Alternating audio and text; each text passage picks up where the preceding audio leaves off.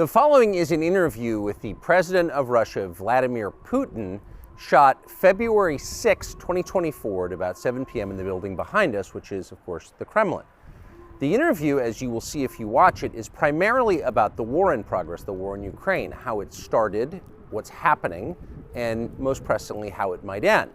One note before you watch. At the beginning of the interview, we asked the most obvious question, which is, why did you do this? Did you feel a threat, an imminent physical threat? And that's your justification. And the answer we got shocked us. Putin went on for a very long time, probably half an hour, about the history of Russia going back to the 8th century. And honestly, we thought this was a filibustering technique and found it annoying and interrupted him several times. And he responded he was annoyed by the interruption. But we concluded in the end, for what it's worth, that it was not a filibustering technique. There was no time limit on the interview. We ended it after more than 2 hours. Instead, what you're about to see seemed to us sincere, whether you agree with it or not. Vladimir Putin believes that Russia has a historic claim to parts of Western Ukraine. So our opinion would be to view it in that light, as a sincere expression of what he thinks. And with that, here it is. Mr. President, thank you. On February 22nd, 2022, you addressed your country in a nationwide address when the conflict in Ukraine started. And you said that you were acting because you had come to the conclusion that the United States, through NATO, might initiate a, quote, surprise attack on our country. And to American ears, that sounds paranoid. Tell us why you believe the United States might strike Russia out of the blue. How did you conclude that? It's not that America, the United States, was going to launch a surprise strike on Russia. I didn't say that. Are we having a talk show or a serious conversation? Here's the quote. Thank you. It's a formidable, serious talk. Because your basic education is in history, as far as I understand. Yes. So if you don't mind, I will take only 30 seconds or 1 minute to give you a short reference to history for giving you a little historical background. Please. Let's look where our relationship with Ukraine started from. Where did Ukraine come from? The Russian state started gathering itself as a centralized statehood, and it is considered to be the year of the establishment of the Russian state in 862, when the townspeople of Novgorod invited a Varangian prince, Rurik, from Scandinavia to reign. In 1862, Russia celebrated the 1000th anniversary of its statehood. And in Novgorod, there is a memorial dedicated to the 1000th anniversary of the country. In 882, Rurik's successor, Prince Oleg, who was actually playing the role of regent at Rurik's younger son, because Rurik had died by that time, came to Kiev.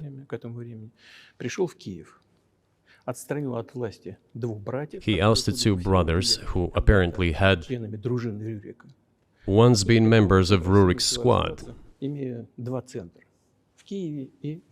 So Russia began to develop with two centers of power, Kiev and Novgorod. The next very significant date in the history of Russia was 988.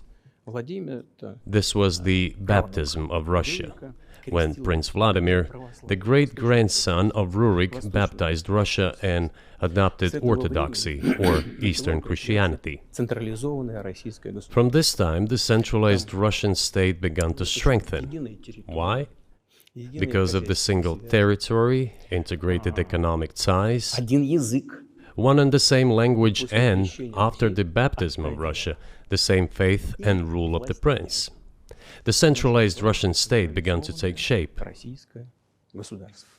Back in the Middle Ages, Prince Yaroslav the Wise introduced the order of succession to a throne. But after he passed away, it became complicated for various reasons.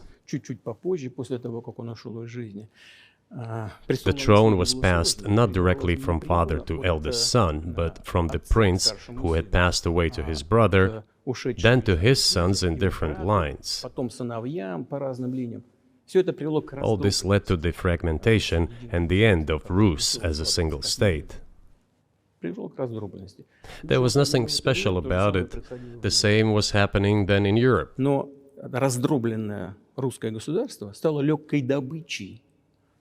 But the fragmented Russian state became an easy prey to the empire created earlier by Genghis Khan. His successors, namely Batu Khan, came to Rus, plundered and ruined nearly all the cities. The southern part, including Kiev, by the way, and some other cities, simply lost independence, while northern cities preserved some of their sovereignty. They had to pay tribute to the horde, but they managed to preserve some part of their sovereignty. And then a unified Russian state began to take shape with its center in Moscow. The southern part of Russian lands, including Kiev, began to gradually gravitate towards another magnet, the center that was emerging in Europe. This was the Grand Duchy of Lithuania. It was even called the Lithuanian Russian Duchy, because Russians were a significant part of this population. They spoke the old Russian language and were Orthodox. But then there was a unification, the union of the Grand Duchy of Lithuania and the Kingdom of Poland. A few years later, another union was signed, but this time already in the religious sphere. Some of the Orthodox priests became subordinate to the Pope. Thus, these lands became part of the Polish-Lithuanian state.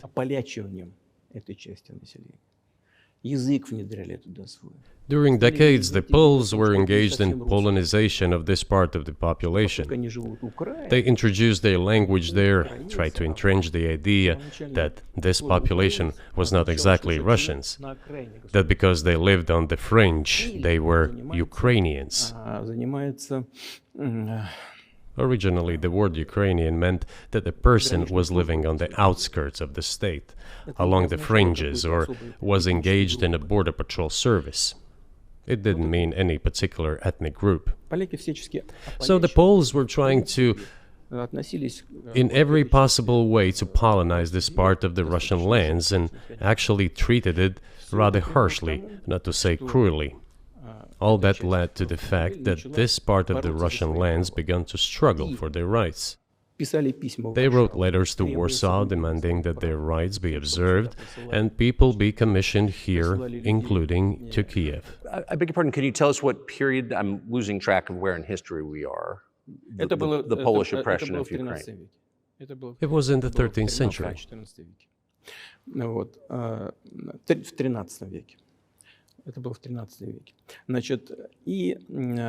Now I will tell you what happened later and give the dates so that there is no confusion. And in 1654, even a bit earlier, the people who were in control of the authority over that part of the Russian lands addressed Warsaw, I repeat, demanding that they send them to rulers of Russian origin and Orthodox faith. When Warsaw did not answer them, and in fact rejected their demands, they turned to Moscow, so that Moscow took them away. So that you don't think that I'm inventing things, I'll give you these documents. Well, it doesn't sound like you're inventing it. I'm not sure why it's relevant to what happened 2 years ago. But still, these are documents from the archives, copies. Here are the letters from Bogdan Khmelnytsky, the man who then controlled the power in this part of the Russian lands that is now called Ukraine. He wrote to Warsaw demanding that their rights be upheld. And after being refused, he began to write letters to Moscow, asking to take them under the strong hand of the Moscow Tsar. There are copies of these documents. I will leave them for your good memory. There is a translation into Russian. You can translate it into English later. Russia would not agree to admit them straight away, assuming that the war with Poland would start. Nevertheless, in 1654, the Pan-Russian Assembly of top clergy and landowners, headed by the Tsar, which was the representative body of the power of the old Russian state, decided to include a part of the old Russian lands into Moscow Kingdom. As expected, the war with Poland began. It lasted 13 years, and then in 1654, a truce was concluded. And 32 years later, I think, a peace treaty with Poland, which they called Eternal Peace, was signed. And these lands, the whole left bank of Dnieper, including Kiev, went to Russia. And the whole right bank of Dnieper remained in Poland. Under the rule of Catherine the Great, Russia reclaimed all of its historical lands, including in the south and west. This all lasted until the revolution. Before World War I, Austrian General Staff relied on the ideas of Ukrainianization and started actively promoting the ideas of Ukraine and the Ukrainianization.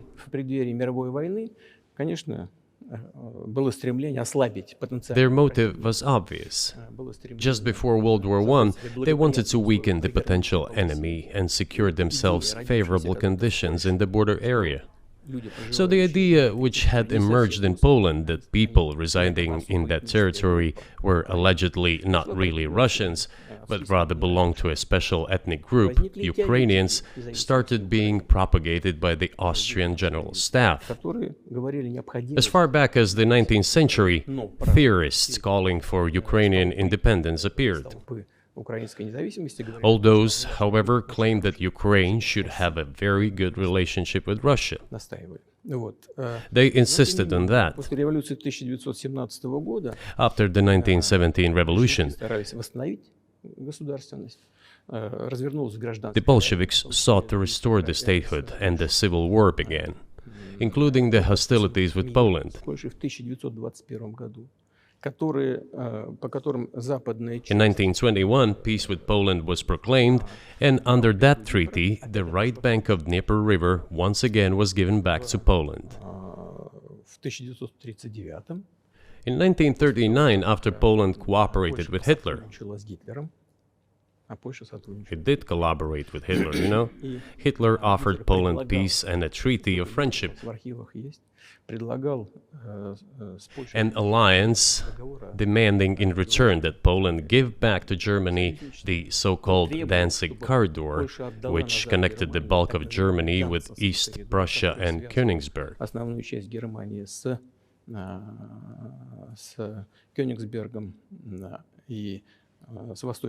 After World War I, this territory was transferred to Poland, and instead of Danzig, a city of Gdansk emerged. Hitler asked them to give it amicably, but they refused. Of course. Still, they collaborated with Hitler and engaged together in the partitioning of Czechoslovakia. But may I ask you, you're making the case that Ukraine, certainly parts of Ukraine, Eastern Ukraine, is in effect Russia, has been for hundreds of years. Why wouldn't you just take it when you became president 24 years ago? You have nuclear weapons, they don't. If it's actually your land, why did you wait so long? Sure. I'll tell you. I'm coming to that. This briefing is coming to an end. It might be boring, but it explains many things. I just don't know how it's relevant. Good. Good. I'm so gratified that you appreciate that. Thank you. So, before World War II, Poland collaborated with Hitler, and although it did not yield to Hitler's demands, it still participated in the partitioning of Czechoslovakia together with Hitler, as the Poles had not given the Danzig corridor to Germany and went too far, pushing Hitler to start World War II by attacking them. Why was it Poland against whom the war started on 1st September 1939? Poland turned out to be uncompromising, and Hitler had nothing to do but start implementing his plans with Poland. By the way, the USSR, I have read some archive documents, behaved very honestly. It asked Poland's permission to transit its troops through the Polish territory to help Czechoslovakia. But the then Polish foreign minister said that if the Soviet planes flew over Poland, they would be downed over the territory of Poland. But that doesn't matter.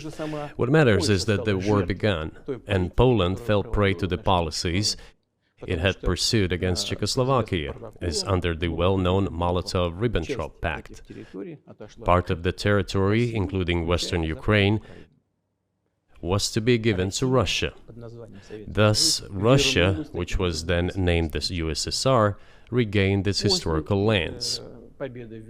After the victory in the Great Patriotic War, as we call World War II, all those territories were ultimately enshrined as belonging to Russia, to the USSR. As for Poland, it received, apparently in compensation, the lands which had originally been German. The eastern parts of Germany, these are now western lands of Poland. Of course, Poland regained access to the Baltic Sea and Danzig, which was once again given its Polish name. So this was how this situation developed. In 1922, when the USSR was being established, the Bolsheviks started building the USSR and established the Soviet Ukraine, which had never existed before. Right.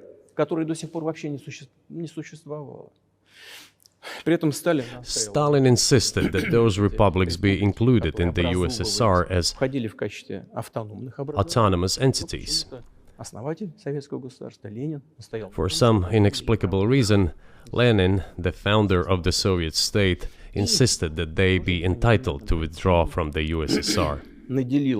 And again, for some unknown reasons, he transferred to that newly established Soviet Republic of Ukraine some of the lands together with people living there, even though those lands had never been called Ukraine, and yet they were made part of that Soviet Republic of Ukraine.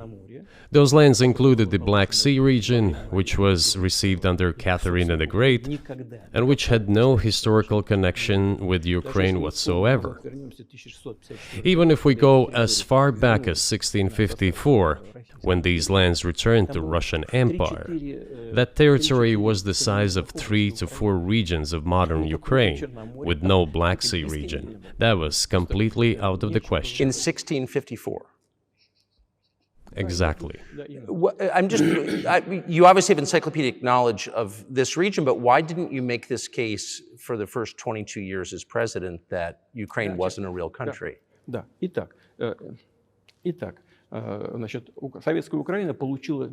The Soviet Union was given a great deal of territory that had never belonged to it, including the Black Sea region. At some point, when Russia received them as an outcome of the Russo-Turkish Wars, they were called New Russia or Novorossiya. But that does not matter. What matters is that Lenin, the founder of the Soviet state, established Ukraine that way. For decades, the Ukrainian Soviet Republic developed as part of the USSR. And for unknown reasons, again, the Bolsheviks were engaged in Ukrainianization. It was not merely because the Soviet leadership was composed to a great extent of those originating from Ukraine. Rather, it was explained by the general policy of indigenization pursued by the Soviet Union. Same things were done in other Soviet republics. This involved promoting national languages and national cultures, which is not a bad in principle. That is how the Soviet Ukraine was created. After the World War II, Ukraine received, in addition to the lands that had belonged to Poland before the war, part of the lands that had previously belonged to Hungary and Romania. So Romania and Hungary had some of their lands taken away and given to the Soviet Ukraine, and they still remain part of Ukraine. So in this sense, we have every reason to affirm that Ukraine is an artificial state that was shaped at Stalin's will. Do you believe Hungary has a right to take its land back from Ukraine, and that other nations have a right to go back to their 1654 borders?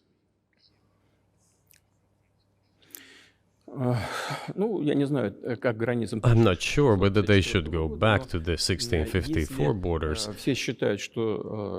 But given Stalin's time, so-called Stalin's regime, which as many claim saw numerous violations of human rights and violations of the rights of other states,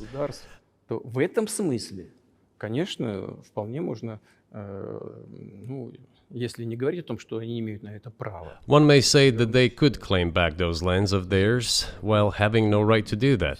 It is at least understandable. Have you told Viktor Orban that he can have part of Ukraine?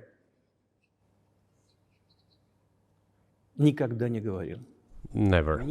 I have never told him, not a single time.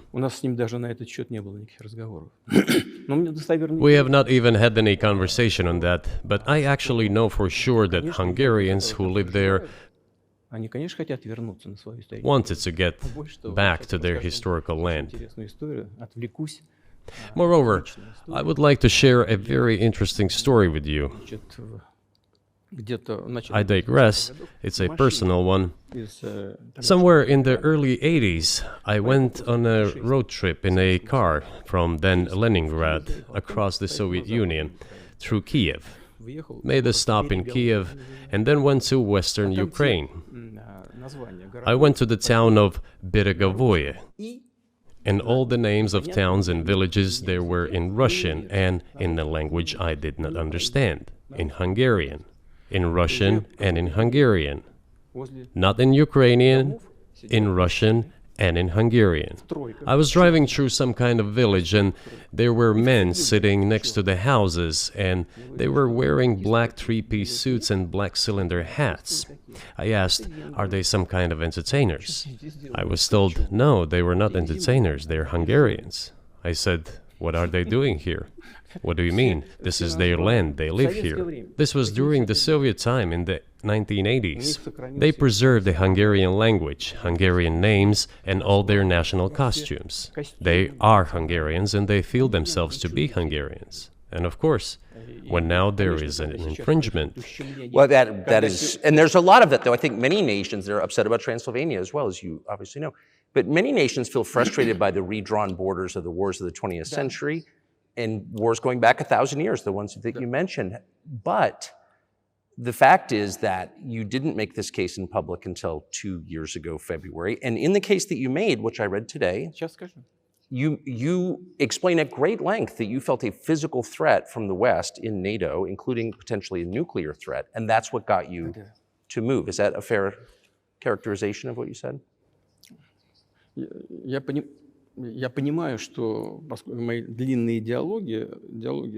I understand that my long speeches probably fall outside of the genre of the interview.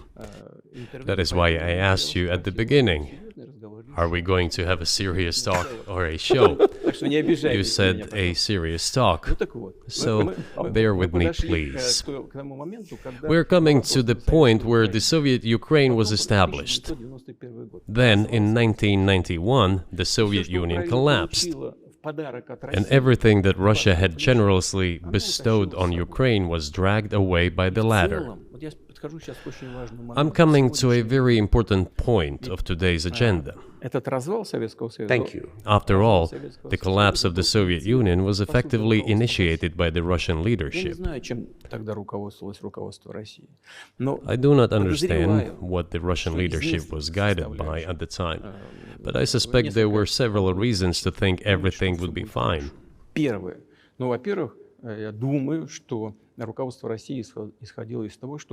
First, I think that then Russian leadership believed that the fundamentals of the relationship between Russia and Ukraine were, in fact, a common language. More than 90% of the population there spoke Russian. Family ties. Every third person there had some kind of family or friendship ties. Common culture, common history, Finally, common faith, coexistence with a single state for centuries, and deeply interconnected economies. All of these were so fundamental. All these elements together make our good relationships inevitable.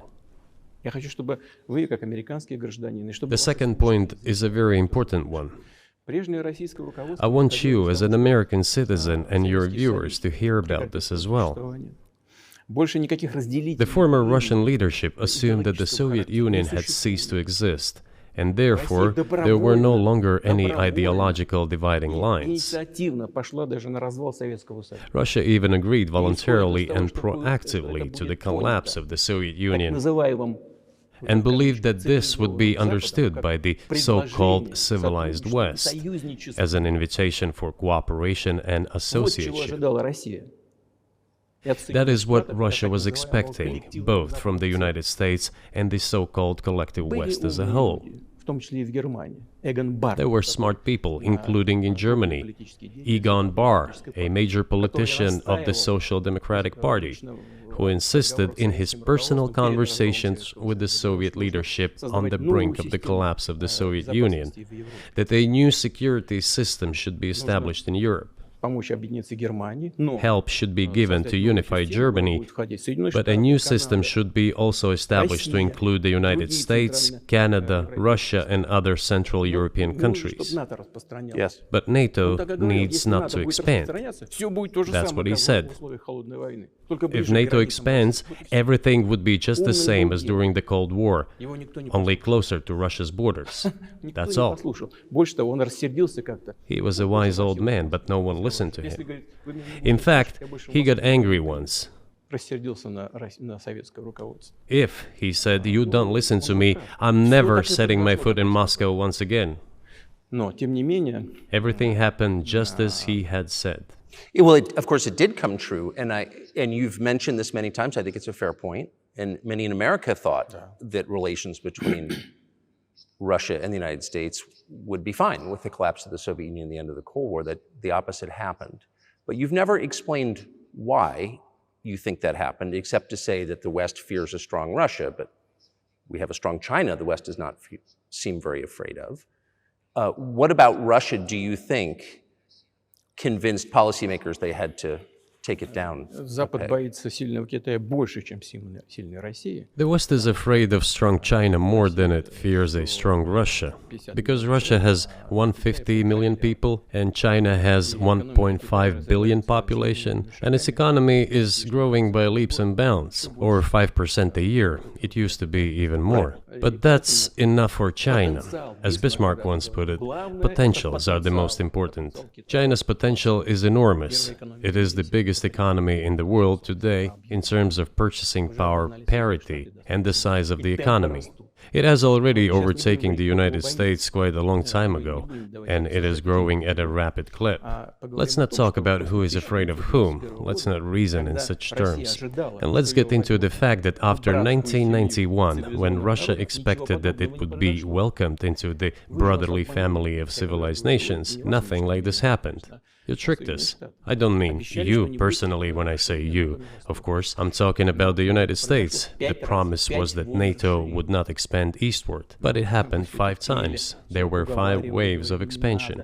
We tolerated all that. We were trying to persuade them. We were saying, please don't. We are as bourgeois now as you are. We are market economy and there is no communist party power. Let's negotiate. Moreover, I have also said this publicly before. There was a moment when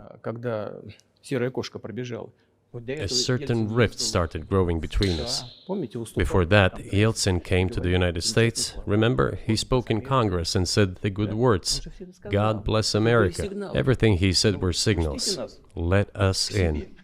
Remember the developments in Yugoslavia before the Yeltsin was lavished with praise? As soon as the developments in Yugoslavia started, he raised his voice in support of Serbs, and we couldn't but raise our voices for Serbs in their defense. I understand that there were complex processes underway there, I do, but Russia could not help raising its voice in support of Serbs, because Serbs are also a special and close to us nation, with Orthodox culture and so on. It's a nation that has suffered so much for generations.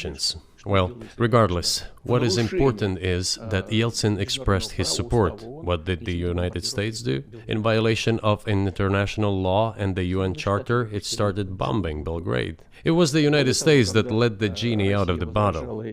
Moreover, when Russia protested and expressed its resentment, what was said? The UN Charter and international law have become obsolete. Now everyone invokes international law, but at that time they started saying that everything was outdated.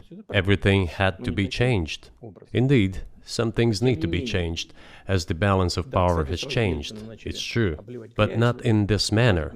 Yeltsin was immediately dragged through the mud, accused of alcoholism, of understanding nothing, of knowing nothing. He understood everything, I assure you. Well, I became president in 2000. I thought, okay, the Yugoslav issue is over, but we should try to restore relations. Let's reopen the door that Russia had tried to go through. And moreover, I said it publicly, I can reiterate. At a meeting here in the Kremlin with the outgoing President Bill Clinton, right here in the next room, I said to him, I asked him, Bill, do you think if Russia asked to join NATO, do you think it would happen? Suddenly he said, you know, it's interesting. I think so. But in the evening, when we met for dinner, he said, you know, I've talked to my team. No, it's not possible now. You can ask him. I think he will watch our interview. He'll confirm it. I wouldn't have said anything like that if it hadn't happened. Okay. Were you sincere? It's impossible now. Would you have joined NATO? Look, I asked the question, is it possible or not? And the answer I got was no. If I was insincere in my desire to find out what the leadership position was... But if he had said yes, would you have joined NATO? If he had said yes, the process of rapprochement would have commenced, and eventually it might have happened, if we had seen some sincere wish on the other side of our partners. But it didn't happen. Well, no means no. Okay, fine. Why do you think that is? Just to get to motive, I know you're clearly bitter about it, I understand, but why do you think the West rebuffed you then? Why the hostility? Why did the end of the Cold War not fix the relationship? What motivates this from your point of view? You said I was bitter about the answer. No, it's not bitterness. It's just a statement of fact. We're not bride and groom, bitterness, resentment. It's not about those kind of matters in such circumstances. We just realized we weren't welcome there, that's all. Okay, fine. But let's build relations in another manner. Let's look for common ground elsewhere. Why we received such a negative response, you should ask your leaders. I can only guess why. Too big a country with its own opinion and so on. And the United States, I've seen how issues are being resolved in NATO. I will give you another example now concerning Ukraine. The US leadership exerts pressure, and all NATO members obediently vote, even if they do not like something. Now, I'll tell you what happened in this regard with Ukraine in 2008, although it's being discussed. I'm not going to open a secret to you, say anything new. Nevertheless, after that we tried to build relations in different ways. For example, the events in the Middle East, in Iraq. We were building relations with the United States in a very soft, prudent, cautious manner. I repeatedly raised the issue that the United States should not support separatism or terrorism in the North Caucasus. But they continue to do it anyway. and political support, information support, financial support, even military support came from the United States and its satellites for terrorist groups in the Caucasus. I once raised this issue with my colleague, also the President of the United States. He says, "It's impossible. Do you have proof?" I said, "Yes." I was prepared for this conversation, and I gave him that proof. He looked at it, and you know what he said? "I apologize, but that's what happened." I'll quote. He says, "Well, I'm gonna kick their ass." We waited and waited for some response. There was no reply. I said to the FSB director, "Write to the CIA, what is the result of the conversation with President?" He wrote once, twice, and then we got a reply. We have the answer in the archive. The CIA replied, "We have been working with the opposition in Russia. We believe that this is the right thing to do, and we will keep on doing it." Just ridiculous. Well, okay. We realized that it was out of the question. Forces in opposition to you. So you're saying the CIA is trying to overthrow your government? Of course, they meant in that particular case the separatists, the terrorists who fought with us in the Caucasus. That's who they called the opposition. This is the second point. The third moment is a very important one, is the moment when the US missile defense system was created. The beginning. We persuaded for a long time not to do it in the United States. Moreover, after was invited by Bush Jr.'s father, Bush Sr., to visit his place on the ocean, I had a very serious conversation with President Bush and his team. I proposed that the United States, Russia, and Europe jointly create a missile defense system that, we believe, if created unilaterally, threatens our security, despite the fact that the United States officially said that it was being created against missile threats from Iran. That was the justification for the deployment of the missile defense system. I suggested working together, Russia, the United States, and Europe. They said it was very interesting. They asked me, "Are you serious?" I said, "Absolutely." Let me ask, what year was this? I don't remember. It is easy to find out on the internet when I was in the USA at the invitation of Bush Sr. It is even easier to learn from someone I'm going to tell you about. I was told it was very interesting. I said, just imagine if we could tackle such a global strategic security challenge together. The world will change. We'll probably have disputes, probably economic and even political ones, but we could drastically change the situation in the world. He says yes, and asks, "Are you serious?" I said, "Of course. We need to think about it," I'm told. I said, "Go ahead, please." Then Secretary of Defense Gates, former director of CIA, and Secretary of State Rice came in here, in this cabinet, right here at this table. They sat on this table. Me, the foreign minister, the Russian defense minister on that side. They said to me, "Yes, we have thought about it. We agree." I said, "Thank God, great, but with some exceptions." So twice you've described US presidents making decisions and then being undercut by their agency heads. So it sounds like you're describing a system that's not run by the people who are elected, in your telling. That's right, that's right. In the end, they just told us to get lost.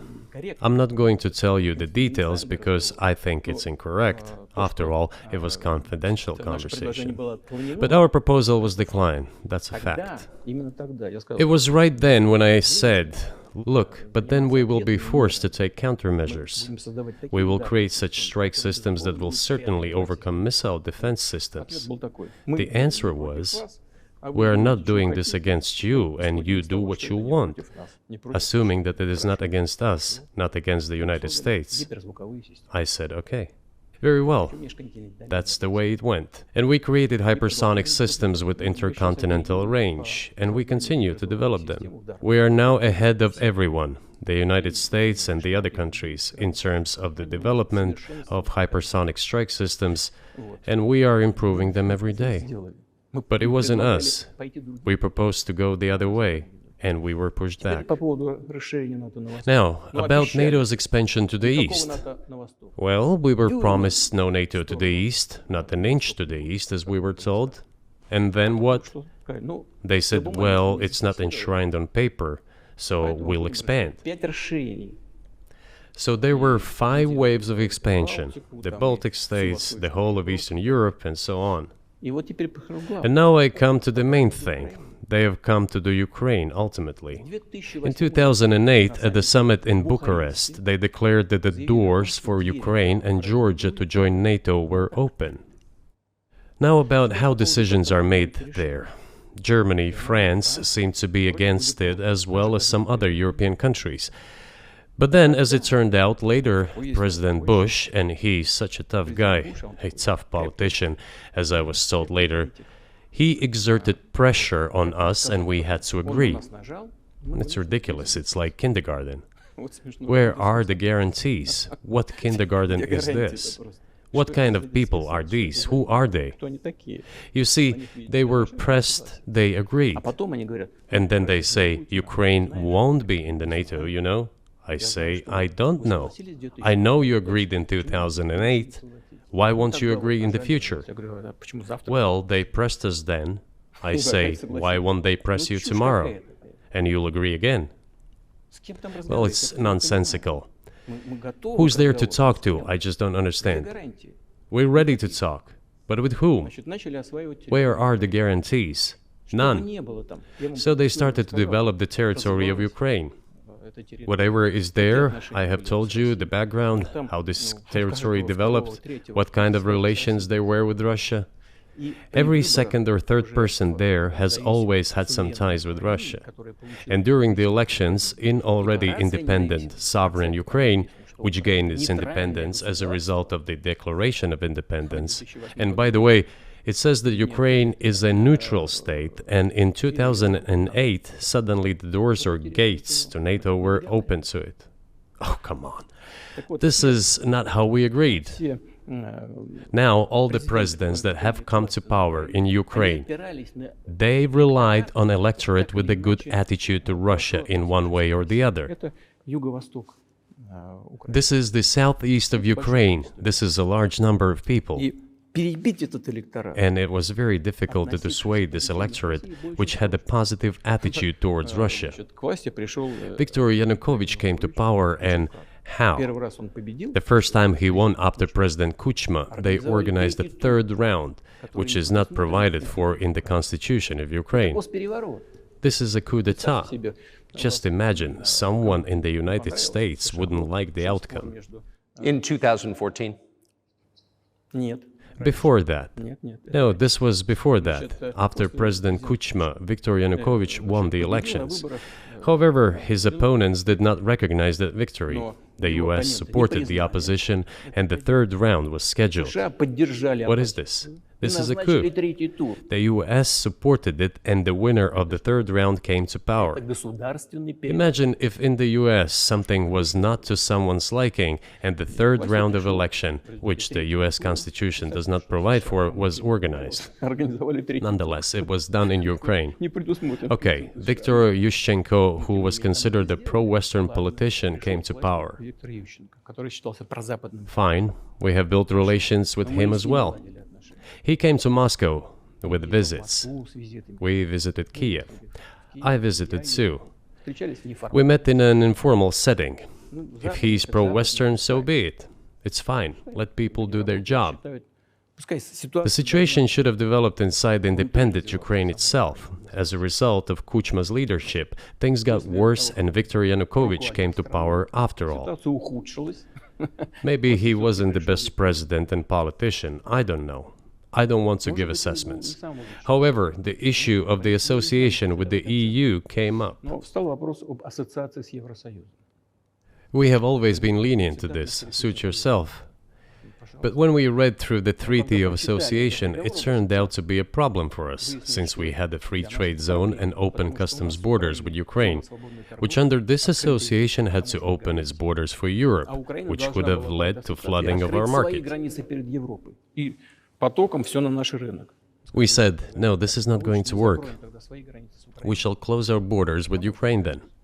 The customs borders, that is.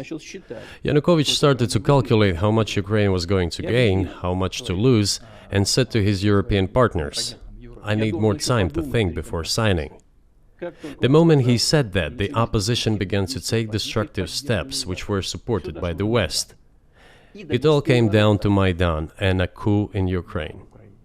So he did more trade with Russia than with the EU. Ukraine did. Of course. It's not even the matter of trade volume, although for the most part it is. It is the matter of cooperation ties, which the entire Ukrainian economy was based on. The cooperation ties between the enterprises were very close since the times of the Soviet Union. One enterprise there used to produce components to be assembled both in Russia and Ukraine and vice versa. They used to be very close ties. A coup d'etat was committed, although I shall not delve into details now, as I find doing it inappropriate, the US told us. Calm Yanukovych down, and we will calm the opposition. Let the situation unfold in the scenario of a political settlement. We said, all right, agreed, let's do it this way. As the Americans requested, Yanukovych did use neither the armed forces nor the police, yet the armed opposition committed a coup in Kiev. What is that supposed to mean? Who do you think you are? I wanted to ask the then US leadership. With the backing of whom? With the backing of CIA, of course. The organization you wanted to join back in the day, as I understand. We should thank God they didn't let you in. Although, it is a serious organization. I understand. My former vis-a-vis in the sense that I served in the first main directorate, Soviet Union's intelligence service. They have always been our opponents. A job is a job.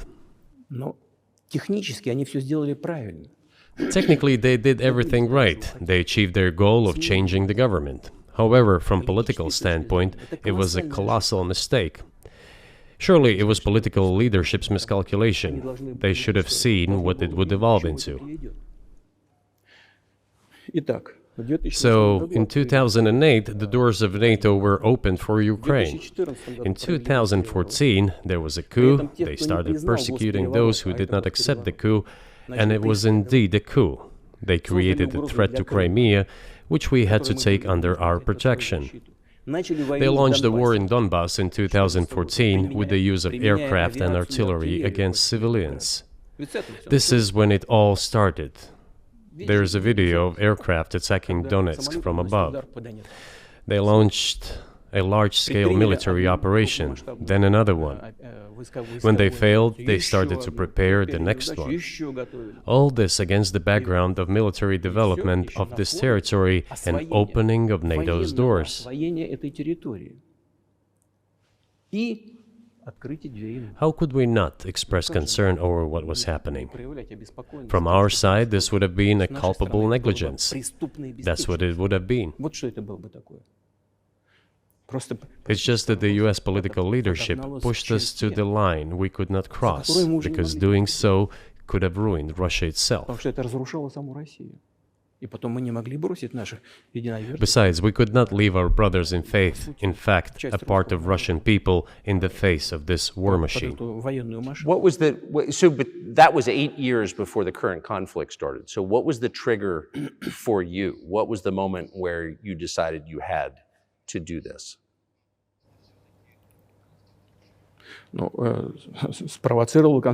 Initially, it was the coup in Ukraine that provoked the conflict. By the way, back then the representatives of 3 European countries, Germany, Poland and France, arrived. They were the guarantors of the signed agreement between the government of Yanukovych and the opposition. They signed it as guarantors. Despite that, the opposition committed a coup, and all these countries pretended that they didn't remember that they were guarantors of the peaceful settlement. They just threw it in the stove right away, and nobody recalls that.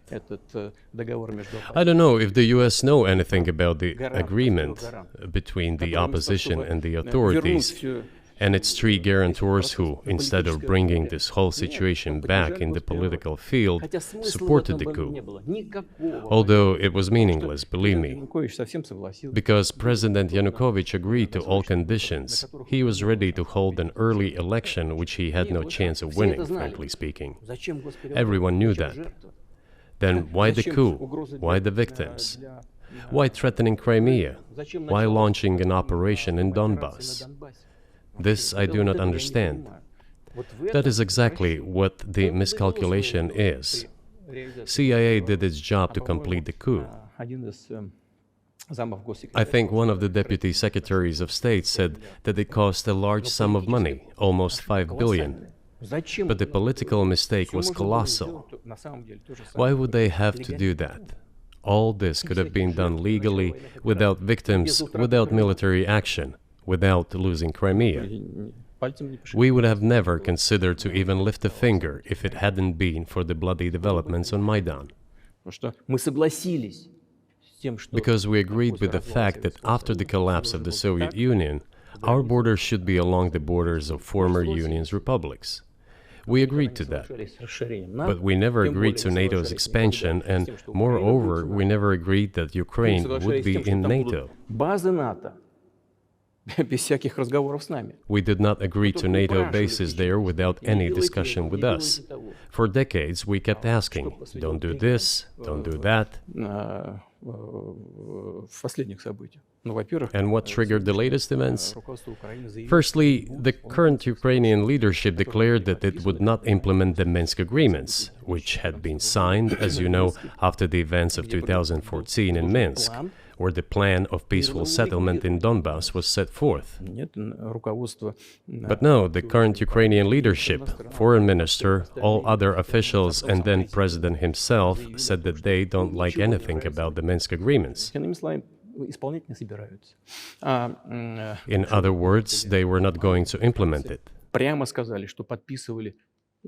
A year or a year and a half ago, former leaders of Germany and France said openly to the whole world that they indeed signed the Minsk agreements, but they never intended to implement them. They simply led us by the nose. Was there anyone for you to talk to? Did you call a U.S. President's Secretary of State and say, if you keep militarizing Ukraine with NATO forces, this is going to be we're going to act?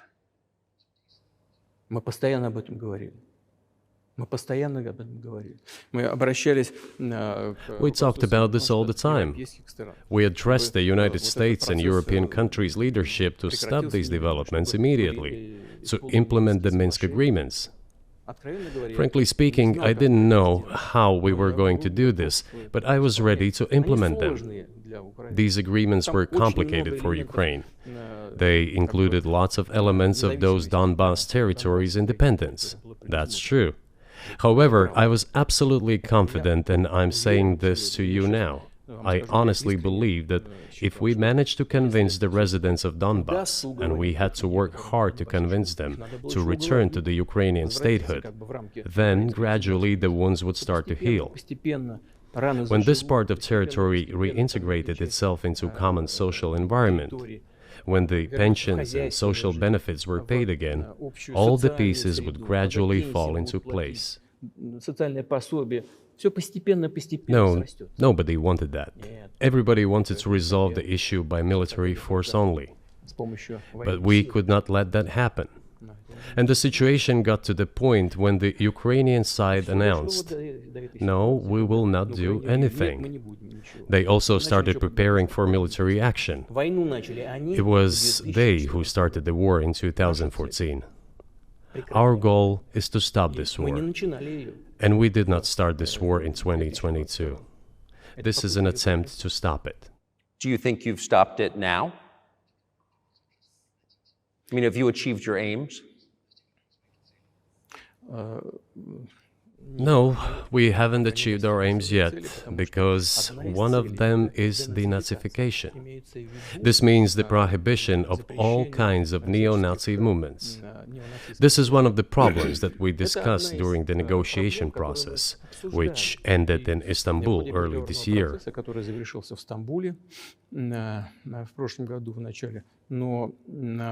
And it was not our initiative, because we were told by the Europeans, in particular, that it was necessary to create conditions for the final signing of the documents. My counterparts in France and Germany said, "How can you imagine them signing a treaty with a gun to their heads? The troops should be pulled back from Kiev." I said, "All right." We withdrew the troops from Kiev. As soon as we pulled back our troops from Kiev, our Ukrainian negotiators immediately threw all our agreements reached in Istanbul into the bin and got prepared for a long-standing armed confrontation with the help of the United States and its satellites in Europe. That is how the situation has developed, and that is how it looks now. But what is, pardon my ignorance, what is denazification? What would that mean? What is... Да, вот я как раз хочу сейчас об этом сказать. Это очень важный вопрос. Денацификация. That is what I want to talk about right now. It is a very important issue. Denazification. After gaining independence, Ukraine began to search, as some Western analysts say, its identity. And it came up with nothing better than to build this identity upon some false heroes who collaborated with Hitler.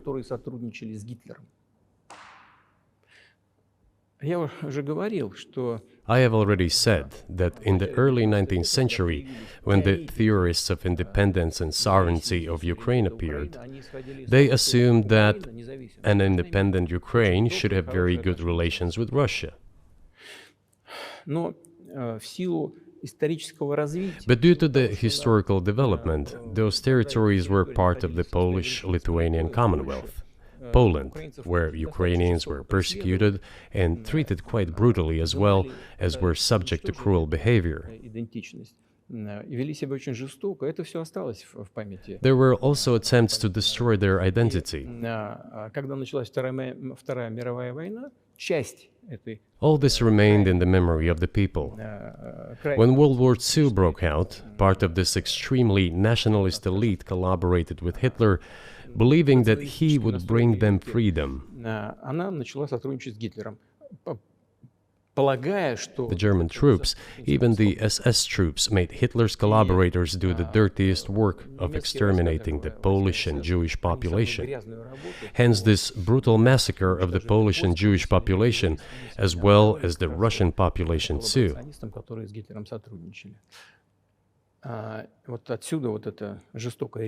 This was led by the persons who are well known, Bandera, Shukevich.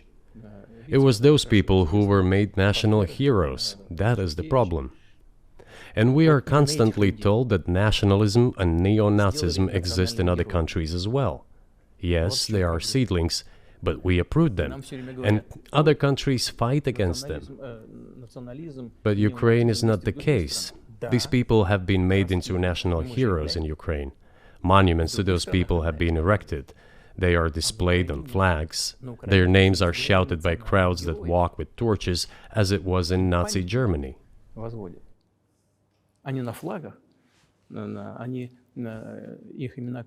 These were people who exterminated Poles, Jews, and Russians. It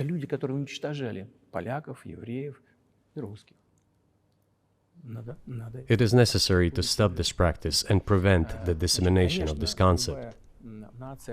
I say that Ukrainians are part of the one Russian people. They say, no, we are a separate people. Okay, fine. If they consider themselves a separate people, they have the right to do so, but not on the basis of Nazism, the Nazi ideology.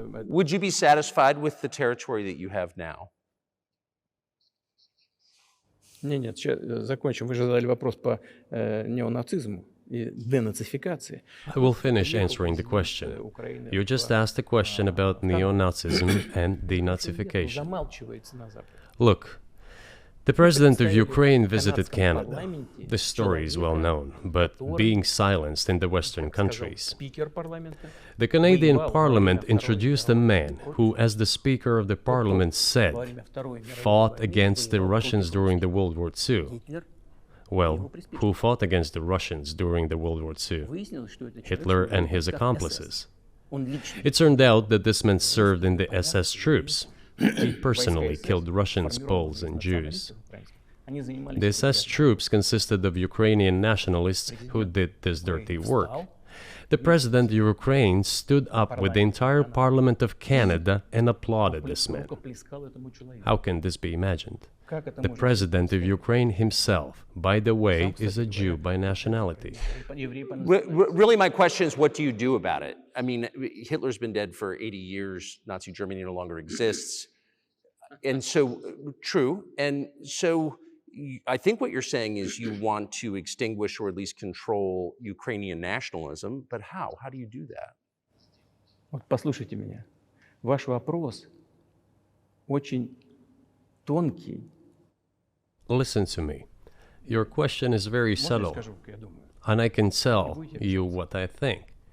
Do not take offense. Of course. Он, казалось бы, тонкий, он очень противный, этот вопрос. This question appears to be subtle. It is quite pesky. Значит, You say Hitler has been dead for so many years, 80 years. But his example lives on. People who exterminated Jews, Russians, and Poles are alive. And the president, the current president of today's Ukraine, applauds him in the Canadian Parliament, gives a standing ovation. Can we say that we have completely uprooted this ideology if what we see is happening today? That is what denazification is in our understanding. We have to get rid of those people who maintain this concept and support this practice and try to preserve it. That is what denazification is. That is what we mean. Right. My question was a little more specific. It was, of course, not a defense of Nazis, neo or otherwise. It was a practical question. You don't control the entire country. You don't control Kiev. You don't seem like you want to. So how do you eliminate a culture or an ideology or feelings or a view of history in a country that you don't control? What do you do about that? А вы знаете, как вам не покажется странным, в ходе переговоров в Стамбуле... You know, as strange as it may seem to you, during the negotiations in Istanbul, we did agree that we have it all in writing. Neo-Nazism would not be cultivated in Ukraine, including that it would be prohibited at the legislative level. Mr. Carlson, we agreed on that. This, it turns out, can be done during the negotiation process. And there's nothing humiliating for Ukraine as a modern civilized state. Is any state allowed to promote Nazism? It is not, is it? That is it. Will there be talks, and why haven't there been talks about resolving the conflict in Ukraine, peace talks? Они были, они дошли до очень высокой стадии согласования позиций, сложно. They have been. They reached a very high stage of coordination of positions in a complex process, but still they were almost finalized. But after we withdrew our troops from Kiev, as I have already said, the other side threw away all these agreements and obeyed the instructions of Western countries, European countries, and the United States to fight Russia to the bitter end. Moreover, the president of Ukraine has legislated a ban on negotiating with Russia. He signed a decree forbidding everyone to negotiate with Russia. But how are we going to negotiate if he forbade himself and everyone to do this? We know that he is putting forward some ideas about this settlement, but in order to agree on something, we need to have a dialogue. Is that not right? Well, but you wouldn't be speaking to the Ukrainian president, you'd be speaking to the American president. When was the last time you spoke to Joe Biden? I cannot remember when I talked to him. I do not remember. We can look it up. You don't remember? No. Why? Do I have to remember everything? I have my own things to do. We have domestic political affairs. Well, he's funding the war that you're fighting, so I would think that would be memorable. Well, yes, he funds, but I talked to him before the special military operation, of course. And I said to him then, by the way, I will not go into details, I never do, but I said to him then, I believe that you are making a huge mistake of historic proportions by supporting everything that is happening there, in Ukraine, by pushing Russia away. I told him repeatedly, by the way. I think that would be correct if I stop here. What did he say? Ask him, please. It is easier for you. You are a citizen of the United States. Go and ask him. It is not appropriate for me to comment on our conversation. But you haven't spoken to him since before February of 2022?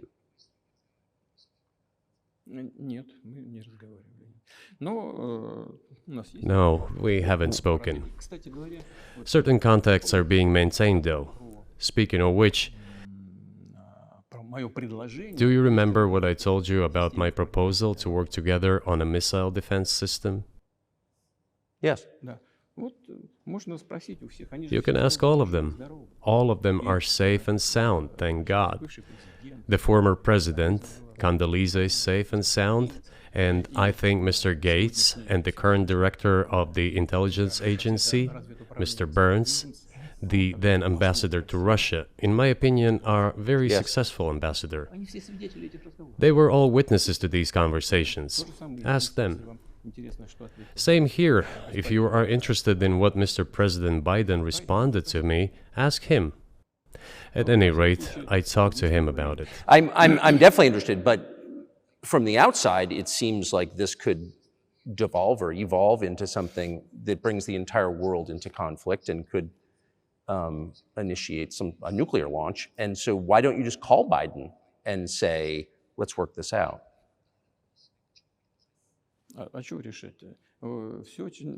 What's there to work out?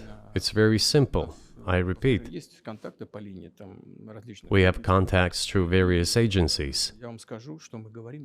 I will tell you what we are saying on this matter and what we are conveying to the US leadership. If you really want to stop fighting, you need to stop supplying weapons. It will be over within a few weeks. That's it. And then we can agree on some terms. Before you do that, stop. What's easier? Why would I call him? What should I talk to him about? Or beg him for what? And what messages do you get back? You're going to deliver such and such weapons to Ukraine? Oh, I'm afraid, please don't. What is there to talk about? Do you think NATO is worried about this becoming a global war or a nuclear conflict? At least that's what they're talking about. And they're trying to intimidate their own population with an imaginary Russian threat. This is an obvious fact. And thinking people, not Philistines, but thinking people, analysts, those who are engaged in real politics, just smart people, understand perfectly well that this is a fake. They're trying to fuel the Russian threat. The threat I think you're referring to is a Russian invasion of Poland, Latvia, expansionist behavior. Can you imagine a scenario where you sent Russian troops to Poland?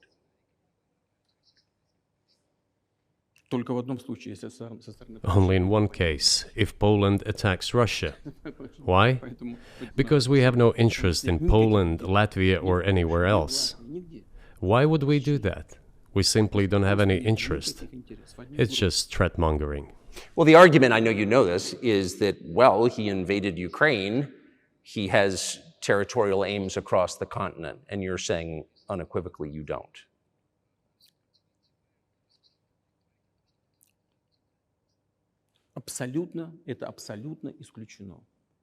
It is absolutely out of the question. You just don't have to be any kind of analyst. It goes against common sense to get involved in some kind of a global war. грань. And a global war will bring all humanity to the brink of destruction. It's obvious. Вот. И есть, конечно, средства. There are certainly means of deterrence. They have been scaring everyone with us all along. Tomorrow Russia will use tactical nuclear weapons. Tomorrow Russia will use that. No, the day after tomorrow. So what? Выбить из налогоплательщиков In order to США extort additional money from US taxpayers and European taxpayers in the confrontation with Russia in the Ukrainian theater of war. как можно. The goal is to weaken Russia as much as possible. One of our senior United States senators from the state of New York, Chuck Schumer, said yesterday, I believe, that we have to continue to fund the Ukrainian effort, or U.S. soldiers, citizens could wind up fighting there. How do you assess that?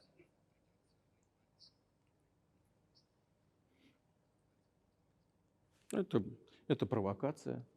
This is a provocation, and a cheap provocation at that. Американские солдаты должны воевать. I do not understand why American soldiers should fight in Ukraine. There are mercenaries from the United States there.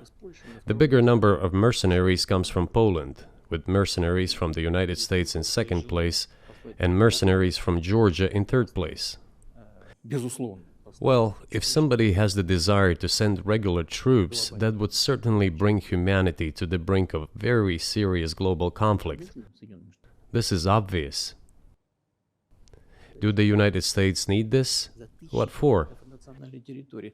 У вас нечем заниматься. Thousands of miles away from your national territory. На границе полно. Проблемы Don't you have anything better to do? с государством. You have issues on the border, issues with migration, issues with the national debt, more than $33 trillion. You have nothing better to do, so you should fight in Ukraine? Понимая ситуацию, которая складывается. Wouldn't it be better to negotiate with Russia? Make an agreement, already understanding the situation that is developing today, realizing that Russia will fight for its interests to the end? К здравому смыслу. And realizing this, actually return to common sense, start respecting our country and its interests, and look for certain solutions. Кажется, что это гораздо умнее. It seems to me that this is much smarter and more rational. Who blew up Nord Stream? You for sure. I was busy that day. Nate, do you have I did not blow up То есть Nord у вас- Stream. у Thank вас- you, though. У вас лично, может быть, есть алиби. У вас лично. You personally may have an alibi, but the CIA has no such alibi. Do you have evidence that NATO or the CIA did it?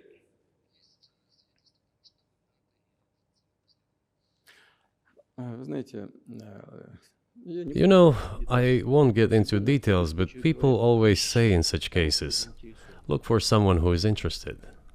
But in this case, we should not only look for someone who is interested, but also for someone who has capabilities.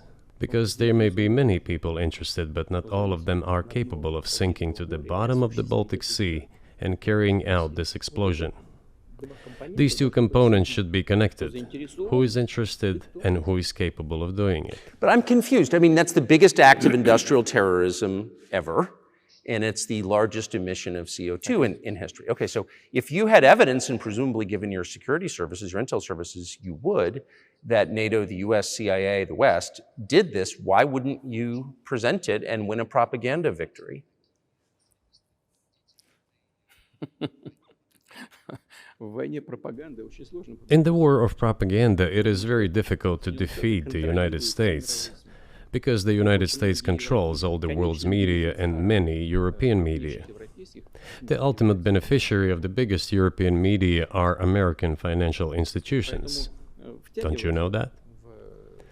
So it is possible to get involved in this work, but it is cost prohibitive, so to speak. Мы можем We can simply shine the spotlight on our sources of information, and we will not achieve results. планировать так ясно, что It is clear to the whole world what happened, and even American analysts talk about it directly. It's true. Yes, but here's a question you may be able to answer. You worked in Germany, famously. The Germans clearly know that their NATO partner did this, and it damaged their economy greatly. It may never recover. Why are they being silent about it? That's very confusing to me. Why wouldn't the Germans say something about it? Ну, меня это тоже удивляет. This also confuses me. But today's German leadership is guided by the interests of the collective West rather than its national interests. Otherwise, it is difficult to explain the logic of their action or inaction. After all, it is not only about Nord Stream 1, which was blown up, and the Nord Stream 2 was damaged. But one pipe is safe and sound, and gas can be supplied to Europe through it. But Germany does not open it. We are ready, please. There's another route through Poland, called Yamal Europe, which also allows for large flow. Poland has closed it, but Poland packs from the German hand. It receives money from the pan-European funds, and Germany is the main donor to these pan-European funds. Germany feeds Poland to a certain extent, and they close their route to Germany. Why? I don't understand. Ukraine, to which the Germans supply weapons and give money. Germany is the second sponsor of the United States in terms of financial aid to Ukraine. There are two gas routes through Ukraine. They simply closed one route, the Ukrainians. Open the second route and please get gas from Russia. They do not open it. Why don't the Germans say, look guys, we give you money and weapons, open up the valve, please, let the gas from Russia pass through for us. We're buying liquefied gas at exorbitant prices in Europe, which brings the level of our competitiveness and economy in general down to zero. Do you want us to give you money? Let us have the decent existence. Make money for our economy, because this is where the money we give you comes from. They refuse to do so. Why? Ask them. That is what is like in their heads. Those are highly incompetent people. Well, maybe the world is breaking into two hemispheres, one with cheap energy, the other without. And I want to ask you that. If we're now a multipolar world, obviously we are, can you describe the blocks of alliances? Who is in each side, do you think? Listen, you have said that the world is breaking into two hemispheres. A human brain is divided into two hemispheres. One is responsible for one type of activities, the other one is more about creativity and so on. But it is still one and the same head. The world should be a single whole. Security should be shared rather than meant for the golden billion. That is the only scenario where the world could be stable, sustainable, and predictable. Until then, while the head is split in two parts, it is an illness, a serious adverse condition. It is a period of severe disease that the world is going through now. But I think that, thanks to honest journalism, this work is akin to work of the doctors. This could somehow be remedied. Well, let's just give one example, the US dollar, which has kind of united the world in a lot of ways, maybe not to your advantage, but certainly to ours. Is that going away as the reserve currency, the universally accepted currency? How have sanctions, do you think, changed the dollar's place in the world?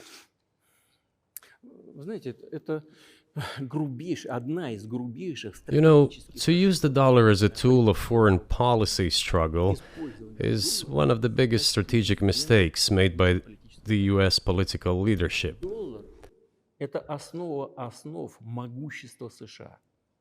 The dollar is the cornerstone of the United States power. I think everyone understands very well that no matter how many dollars are printed, they are quickly dispersed all over the world.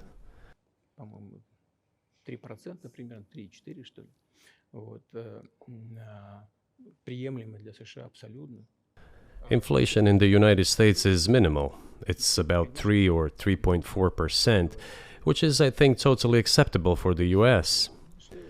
But they won't stop printing. What does the debt of $33 trillion tell us about? It is about the emission. инструмента политической борьбы. Nevertheless, it is the main weapon used by the United States to preserve its power across the world. As soon as the political leadership decided to use the US dollar as a tool of political struggle, a blow was dealt to this American power. I would not like to use any strong language, but it is a stupid thing to do and a grave mistake. Сокращаются запасы доллара сейчас. Все смотрят на то, что происходит, и начинают искать возможности. Look at what is going on in the world. Even the United States allies are now downsizing their dollar reserves. Seeing this, everyone starts looking for ways to protect themselves. But the fact that the United States applies restrictive measures to certain countries, such as placing restrictions on transactions, freezing assets, etc., causes grave concern and sends a signal to the whole world. What did we have here? Until 2022, about 80% of Russian foreign trade transactions were made in US dollars and euros. В наших расчетах с третьими странами. Значит, US dollars accounted for approximately 50% of our transactions with third countries, while currently it is down to 13%. It wasn't us who banned the use of the US dollar. США приняли решение ограничить наши расчеты в долларах. We had no such intention. It was decision of the United States to restrict our transactions in US dollars. I think it is complete foolishness from the point of view of the interests of the United States itself and its taxpayers, as it damages the US economy, undermines the power of the United States across the world. By the way, our transactions in yuan accounted for about 3%. Сейчас 34%. Today, 34% of our transactions are made in rubles and about as much, Настолько же 30. a little over 34% in yuan. Зачем Соединенные Штаты это сделали? Why did the United States do this? My only guess is self-conceit. Думали, наверное, что They всё probably thought it would lead to full collapse, but nothing collapsed. Moreover, other countries, including oil producers, are thinking of and already accepting payments for oil in yuan. Do you even realize what is going on or not? Ну, вы понимаете, что это такое происходит? Does anyone in the United States realize this? Понимает это в тех же Соединенных Штатах? What are you doing? You are cutting yourself Сами off. себе All обрезаете. experts say this. То, что всегда... Ask any intelligent and thinking person in the United States what the dollar means for the US. Что такое доллар? You're killing it with your own hands. Убивает. I think that's I think that's a fair assessment. The question is what comes next, Конечно. and maybe you trade one colonial power for another, much less sentimental and forgiving colonial power. I mean, is the BRICS, for example, in danger of being completely dominated by the Chinese economy in a way that's not good for their sovereignty? Do you worry about that? Эти страшилки нам... Well, we have heard those boogeyman stories before. It is a boogeyman story. We're neighbors with China. You cannot choose neighbors just as you cannot choose close relatives. We share a border of 1,000 kilometers with them. This is number one. Second, we have a centuries-long history of coexistence. We're used to it. Third, China's foreign policy philosophy is not aggressive. Its idea is to always look for compromise, and we can see that. У нас The next point is as follows. We are always told the same boogeyman story, and here it goes again. Through an euphemistic form, but it is still the same boogeyman story. The cooperation with China keeps increasing. The pace at which China's cooperation with Europe is growing is higher and greater than that of the growth of Chinese-Russian cooperation. Ask Europeans, aren't they afraid? They might be, I don't know. But they are still trying to access China's market at all costs, especially now that they are facing economic problems. и китайские. Chinese businesses are also exploring the European market. Do Chinese businesses have small presence in the United States? Yes, the political decisions are such that they are trying to limit their cooperation with China. It is to your own detriment, Mr. Tucker, that you are limiting cooperation with China. You are hurting yourself. It is a delicate matter, and there are no silver bullet solutions, just as it is with the dollar. So, before introducing any illegitimate sanctions, illegitimate in terms of the Charter of the United Nations, one should think very carefully. For decision makers, this appears to be a problem. So you said a moment ago that the world would be a lot better if it weren't broken into competing alliances, if there was cooperation globally.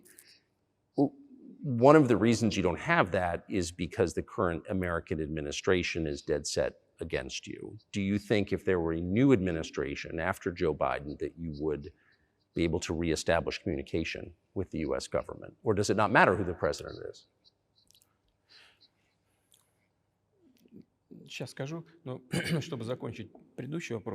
I will tell you, but let me finish the previous thought. We, together with my colleague and friend, President Xi Jinping, set a goal to reach $200 billion of mutual trade with China this year. We have exceeded this level. According to our figures, our bilateral trade with China totals already $230 billion, and the Chinese statistics says it is $240 billion. One more important thing. Our trade is well balanced, mutually complementary in high-tech, energy, scientific research and development. It is very balanced. As for BRICS, where Russia took over the presidency this year, the BRICS countries are, by and large, developing very rapidly. Look, if memory serves me right, back in 1992, the share of the G7 countries in the world economy amounted to 47%, whereas in 2022 it was down to, I think, a little over 30%. The BRICS countries accounted for only 16% in 1992, but now their share is greater than that of the G7. It has nothing to do with the events in Ukraine. This is due to the trends of global development and world economy, as I mentioned just now. And this is inevitable. This will keep happening. It is like the rise of the sun. You cannot prevent the sun from rising. You have to adapt to it. How do the United States adapt?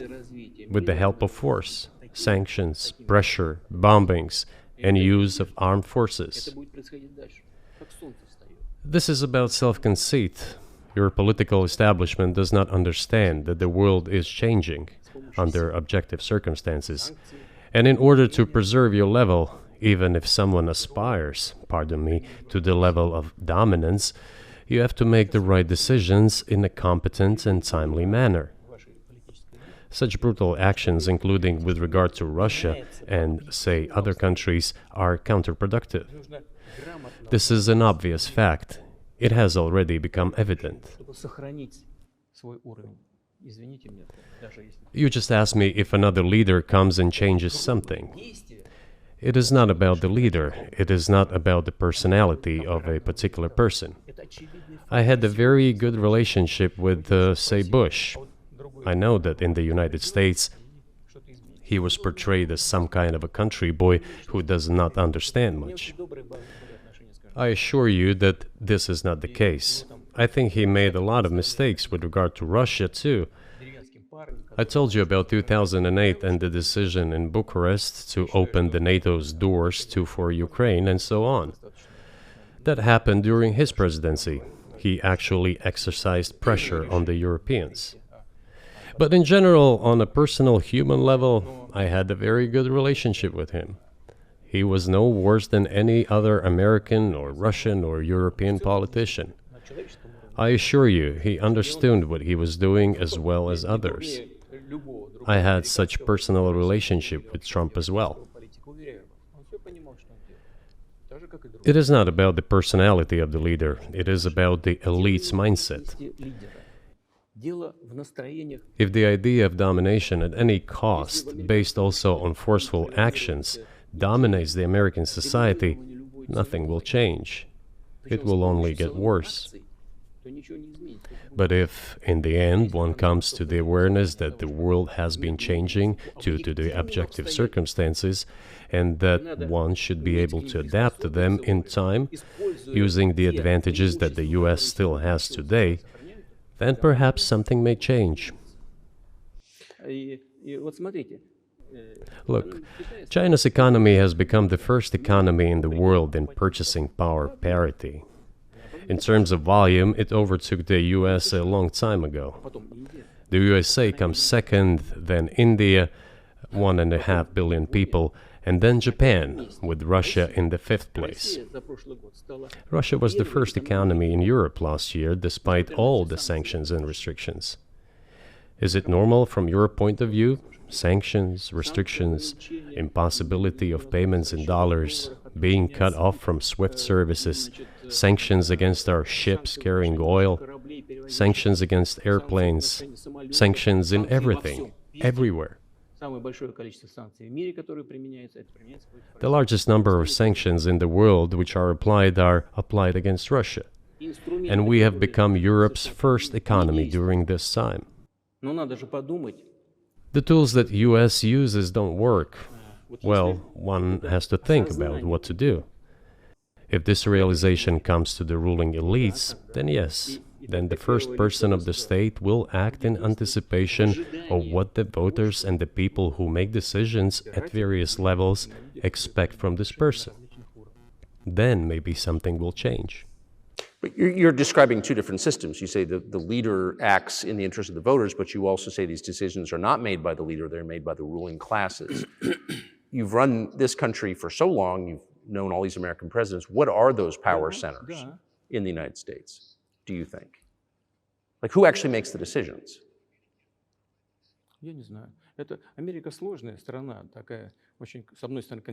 I don't know. America is a complex country, conservative on one hand, rapidly changing on the other. It's not easy for us to sort it all out. Who makes decisions in the elections? Is it possible to understand this when each state has its own legislation? Each state regulates itself? Someone can be excluded from elections at the state level. It is a two-stage electoral system. It is very difficult for us to understand it. Certainly, there are two parties that are dominant, the Republicans and the Democrats, and within this party system, the centers that make decisions, that prepare decisions. Then, look, why, in my opinion, after the collapse of the Soviet Union, such an erroneous, crude, completely unjustified policy of pressure was pursued against Russia? After all, this is a policy of pressure. NATO expansion, support for the separatists in Caucasus, creation of a missile defense system. These are all elements of pressure. Pressure, pressure, pressure. Then, dragging Ukraine into NATO is all about pressure, pressure, pressure. Why? I think, among other things, because excessive production capacities were created. During the confrontation with the Soviet Union, there were many centers created and specialists on the Soviet Union who could not do anything else. They convinced the political leadership that it is necessary to continue chiseling Russia, to try to break it up, to create on this territory several quasi-state entities, and to subdue them in a divided form, to use their combined potential for the future struggle with China. This is a mistake, including the excessive potential of those who worked for the confrontation with the Soviet Union. It is necessary to get rid of this. There should be new, fresh forces, people who look into the future and understand what is happening in the world. Look at how Indonesia is developing. 600 million people. Where can we get away from that? Nowhere. We just have to assume that Indonesia will enter, it is already in, the club of the world's leading economies, no matter who likes it or dislikes it. Yes, we understand and are aware that in the United States, despite all the economic problems, the situation is still normal, with the economy growing decently. The GDP is growing by 2.5%, if I'm not mistaken. But if we want to ensure the future, then we need to change our approach to what is changing. As I already said, the world would nevertheless change, regardless of how the developments in Ukraine end. The world is changing. In the United States themselves, experts are writing that the United States are nonetheless gradually changing their position in the world. It is your experts who write that. I just read them. The only question is how this would happen, painfully and quickly, or gently and gradually. And this is written by people who are not anti-American. They simply follow global development trends. That's it. And in order to assess them and change policies, we need people who think, look forward, can analyze and recommend certain decisions at the level of political leaders. I just have to ask, you've said clearly that NATO expansion eastward is a violation of the promise you all were made in 1990. It's a threat to your country. Right before you sent troops into Ukraine, the Vice President of the United States went to the Munich Security Conference and encouraged the President of Ukraine to join NATO. Do you think that was an effort to provoke you into military action? Мы просто, я еще раз повторяю, мы многократно предлагали... I repeat once again, we have repeatedly proposed to seek a solution to the problems that arose in Ukraine after 2014 coup d'etat through peaceful means. But no one listened to us. And moreover, the Ukrainian leaders who were under the complete US control suddenly declared that they would not comply with the Minsk agreements. They disliked everything there and continued military activity in that territory. Шло освоение этой территории натовскими военными структурами под видом различных центров. And in parallel, that territory was being exploited by NATO military structures under the guise of various personnel training and retraining centers. They essentially began to create bases there. That's all. Ukraine announced that the Russians were a non-titular nationality, while passing the laws that limit the rights of non-titular nationalities in Ukraine. Ukraine, having received all these southeastern territories as a gift from the Russian people, suddenly announced that the Russians were a non-titular nationality in that territory. Is that normal? All this put together led to the decision to end the war that neo-Nazis started in Ukraine in 2014. Do you think Zelensky has the freedom to negotiate a settlement to this conflict?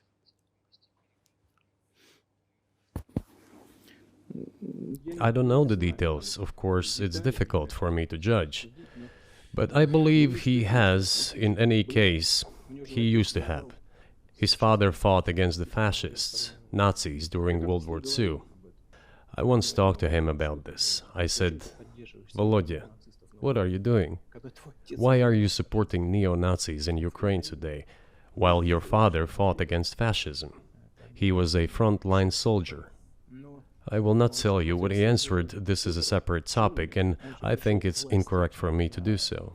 But as to the freedom of choice, why not? He came to power on the expectations of Ukrainian people that he would lead Ukraine to peace. He talked about this. It was thanks to this that he won the elections overwhelmingly. But then, when he came to power, in my opinion, he realized two things.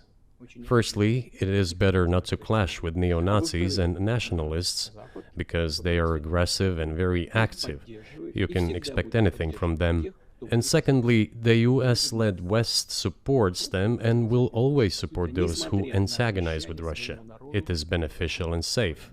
So he took the relevant position despite promising his people to end the war in Ukraine.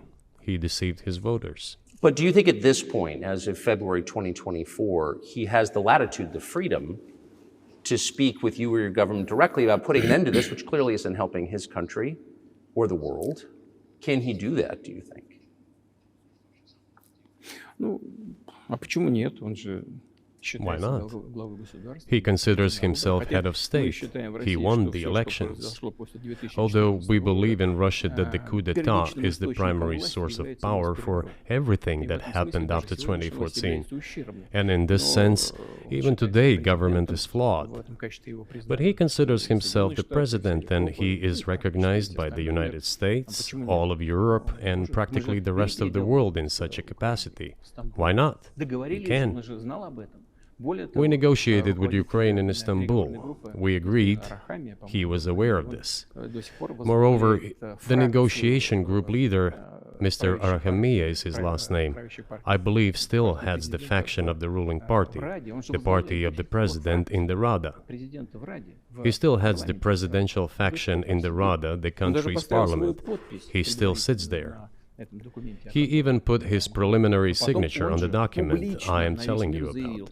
But then he publicly stated to the whole world, we were ready to sign this document, but Mr. Johnson, then the Prime Minister of Great Britain, came and dissuaded us from doing this, saying it was better to fight Russia. They would give everything needed for us to return what was lost during the clashes with Russia. And we agreed with this proposal. Look, his statement has been published. He said it publicly. Can they return to this or not? The question is, do they want it or not? Further on, President of Ukraine issued a decree prohibiting negotiations with us. Let him cancel that decree, and that's it. We have never refused negotiations, indeed. We hear all the time, is Russia ready? Yes, we have not refused. It was them who publicly refused. Well, let him cancel his decree and enter into negotiations. We have never refused. And the fact that they obeyed the demand or persuasion of Mr. Johnson, the former Prime Minister of Great Britain, seems ridiculous and very sad to me. Because, as Mr. Arahamiya put it, we could have stopped those hostilities with war a year and a half ago already. But the British persuaded us and we refused this. Where is Mr. Johnson now? And the war continues. That's a good question. Where do you think he is and why did he do that?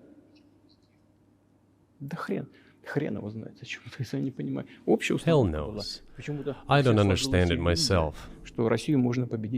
There was a general starting point.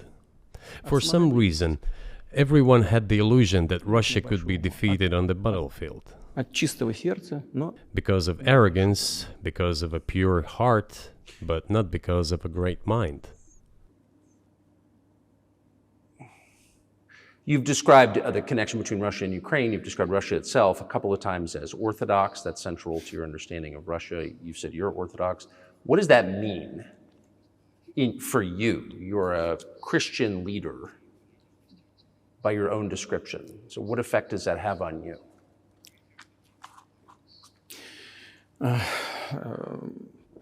You know, as I already mentioned, in 988, Prince Vladimir himself was baptized following the example of his grandmother, Princess Olga. And then he baptized his squad. And then, gradually, over the course of several years, he baptized all the Rus.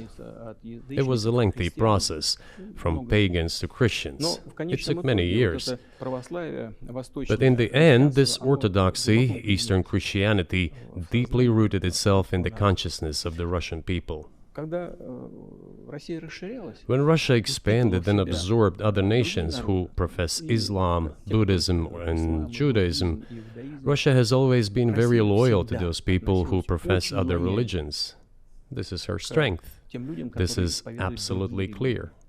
And the fact is that the main postulates, main values are very similar, not to say the same, in all world religions I've just mentioned, and which are the traditional religions of the Russian Federation, Russia. By the way, Russian authorities were always very careful about the culture and religion of those people who came into the Russian Empire. This, in my opinion, forms the basis of both security and stability of the Russian statehood. All the peoples inhabiting Russia basically consider it their motherhood. If, say, people move over to you or to Europe from Latin America, an even clearer and more understandable example, people come, but yet they have come to you or to European countries from their historical homeland. And people who profess different religions in Russia consider Russia their motherland. They have no other motherland. We are together. This is one big family, and our traditional values are very similar. I've just mentioned one big family, but everyone has his, her own family. And this is the basis of our society. And if we say that the motherland and the family are specifically connected with each other, it is indeed the case, since it is impossible to ensure a normal future for our children and our families unless we ensure a normal, sustainable future for the entire country, for the motherland. That is why patriotic sentiment is so strong in Russia. But can I say that the one way in which the religions are different is that Christianity is specifically a nonviolent religion. Jesus says, turn the other cheek, don't kill. How can a leader who has to kill, of any country, how can a leader be a Christian? How do you reconcile that to yourself?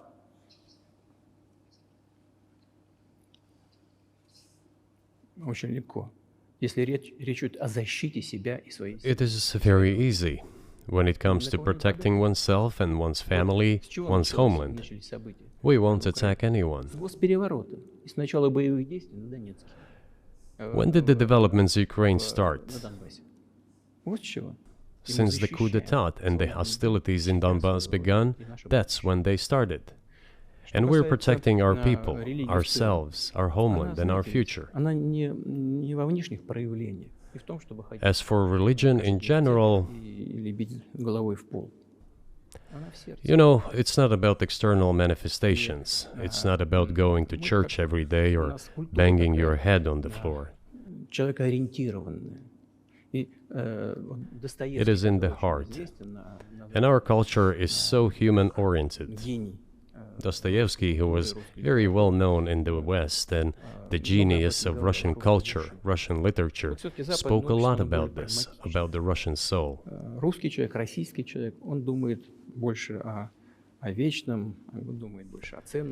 After all, Western society is more pragmatic.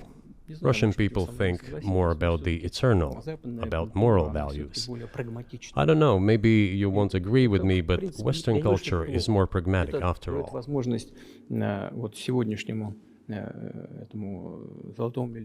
I'm not saying this is bad. It makes it possible for today's golden billion to achieve good success in production, even in science and so on. There's nothing wrong with that. I'm just saying that we kind of look the same, but our minds are built a little different. So do you see the supernatural at work as you